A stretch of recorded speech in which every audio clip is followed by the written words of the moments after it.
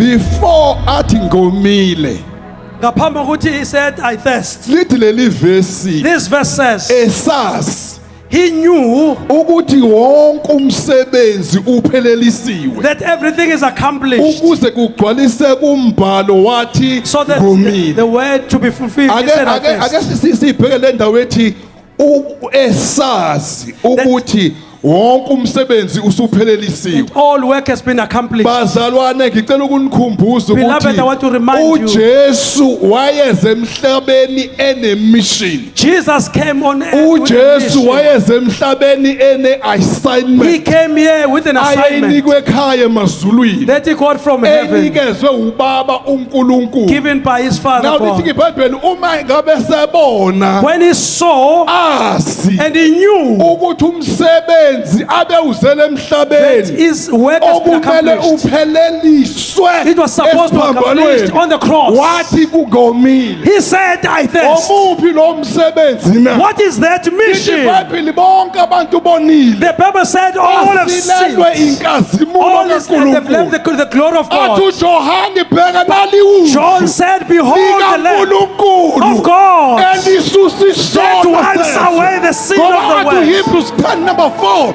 athi kwakungeke kwenzeke It was not supposed to ukuthi happen. amagazi That the two bloods ezinkomo of the cows nezimbuzi and the goats asuse to isono. wipe the sin. Kodwa kwakumele kuze uJesu But it was supposed to be Jesus, owayengenacala, who was owayengenasono, who was sinless, ukuze sisuse isono. so that he would remove the sin. Number 2, Number lithi two, iBhayibheli The Bible says, Christ has redeemed us. uJesu sikhululile. Usihlengile. He has redeemed us. Omunye umsebenzi ayenzele wona emhlabeni Another job he came for, ukuzosihlenga. just to redeem us. Esihlenga kuphi na? Redeem us Lithi from what? iBhayibheli from the curse The of the Bible Lord. says esiqalekisweni sesono. Hallelujah. Amen. Ngoba umuntu kwakumele enze okuthize Because somebody ukuze was supposed to do uNkulunkulu something. amenzele okuthize. So that God can do Kodwa something. lezinto zasibehlula abantu. But men Ngoba failed.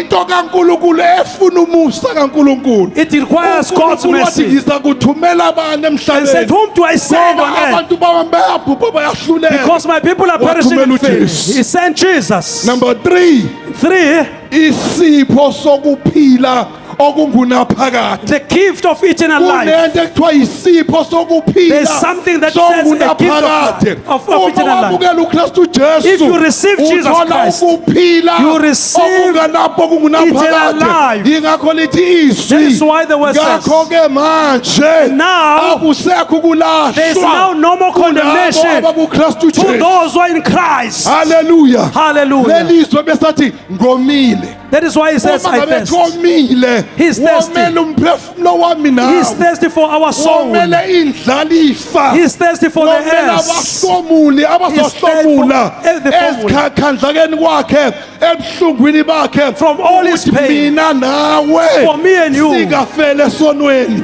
singabulawa isiqalekiso, singabhubhi. Hallelujah.